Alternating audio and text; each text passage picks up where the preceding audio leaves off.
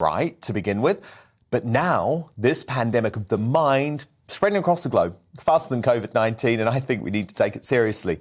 That's also the view of evolutionary psychologist Professor Gad Saad, whose book, The Parasitic Mind, How Infectious Ideas Are Killing Common Sense, rails against the so-called social justice warriors of the world. In the book, Professor Saad discusses what he calls wokeism's parasitic idea pathogens, like militant feminism, identity politics, diversity, equity and inclusion.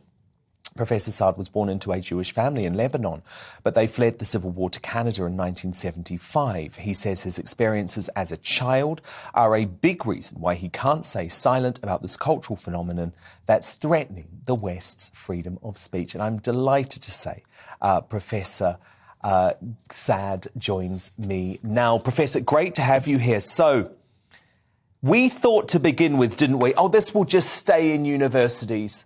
We don't need to worry.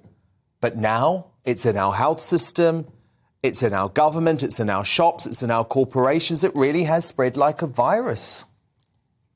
Well, thank you for having me. And first, I should say that I'm upset at Calvin because he's borrowed two elements of my sartorial look. Number one, bow ties. Number two, suits. So he owes me royalties.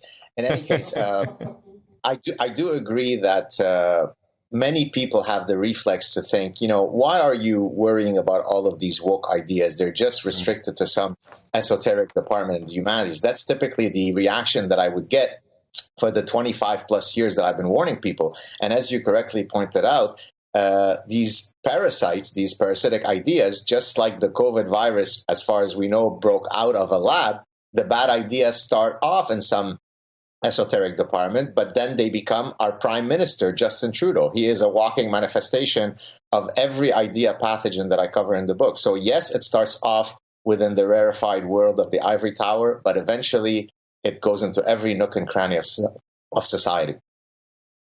And you've also linked your ideas to what happened yesterday, Professor, at the Oscars.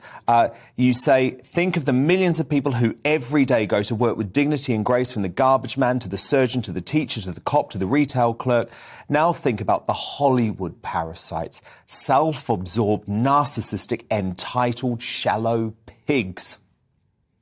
I was trying to be diplomatic, and that's exactly what they are. I can't stand how narcissistic they are. I can't stand how entitled they are.